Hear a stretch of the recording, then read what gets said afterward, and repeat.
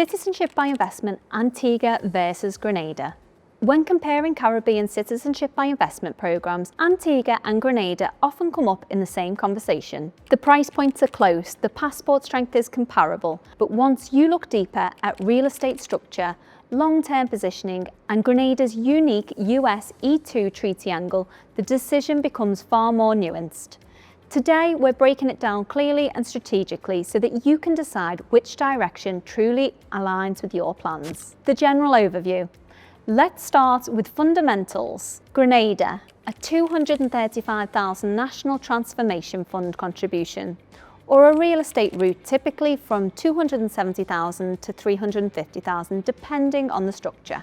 There's a mandatory interview requirement, but no visit required for the process, and unique relevance for potential US E2 visa eligibility, which is a separate process. Antigua, a $230,000 US National Development Fund, or $300,000 real estate minimum, with a 5-year holding period and 5 days physical presence within 5 years. There's also a broad family inclusion framework. On the surface, they appear very close. The distinction lies in how you intend to use the citizenship. The US E2 factor, Grenada's unique angle. Let's address the point that often drives the comparison. Grenadian nationals may apply for US E2 visas if they meet the US requirements. However, the E2 visa is not automatic and requires a qualifying US business investment, and it is a separate US immigration process. Grenada offers E2 treaty access, but that visa depends on US approval, a qualifying business, and its own criteria. Citizenship creates eligibility, it does not create certainty. For individuals whose primary objective is establishing an active business presence in the United States,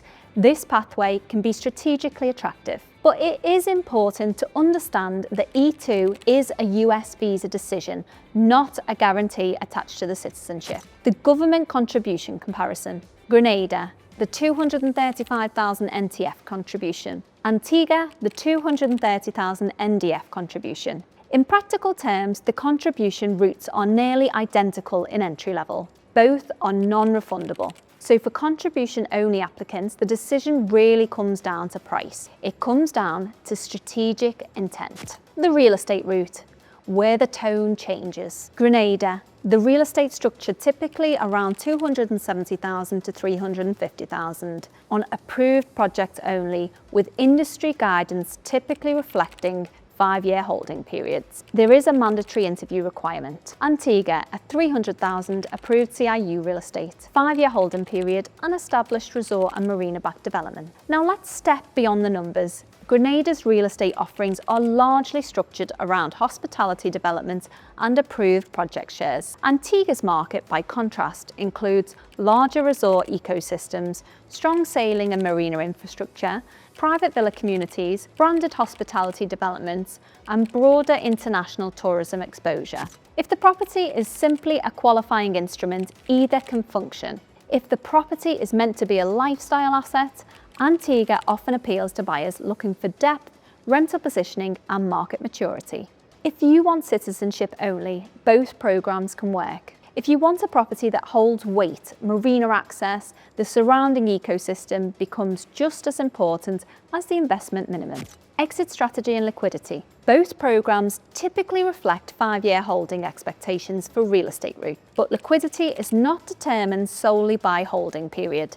It depends on tourism strength, international buyer awareness, developer credibility, and secondary market appetite. Antigua's longer-standing marina and sailing reputation often supports visibility within international buyer circles. That visibility can influence long-term resale dynamics.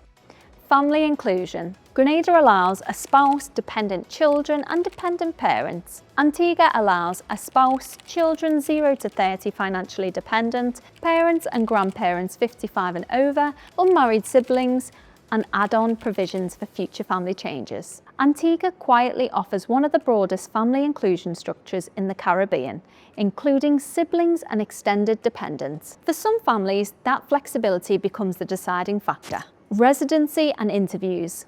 Grenada, mandatory interview requirement. No visit is required for the process. Antigua, an interview may be required in certain cases. And 5 days physical presence within 5 years. 5 days over the 5 years is modest, especially if you intend to visit the island periodically.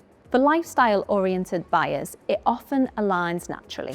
Programme stability and regional trends. Across the OECS region, programmes have strengthened interview requirements, due diligence transparency, and coordinated integrity standards. Both Antigua and Grenada operate within the higher integrity regional framework. For long-term confidence, that evolution matters. Lifestyle contrast.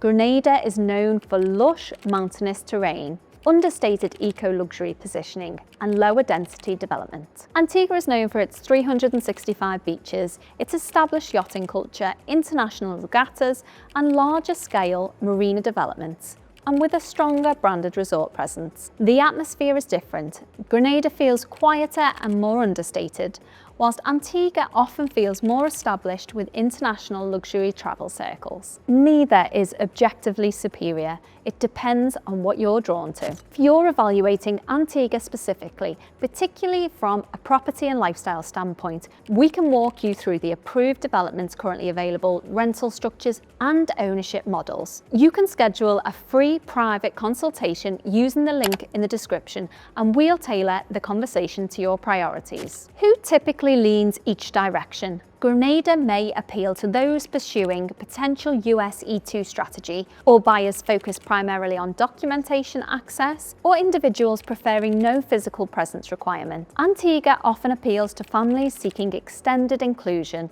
buyers valuing marina and resort infrastructure, and those wanting lifestyle optionality, or even those looking for a mature, tourism-backed real estate ecosystem. If you're comparing Grenada and Antigua, there's another important comparison you shouldn't overlook. Dominica often enters the same conversation, especially when investors are weighing lower entry points against long-term real estate positioning. In our Antigua versus Dominica breakdown, we go deeper into the differences in holding periods, family flexibility, and how the real estate ecosystems compare. That discussion adds another layer of clarity before making a final decision.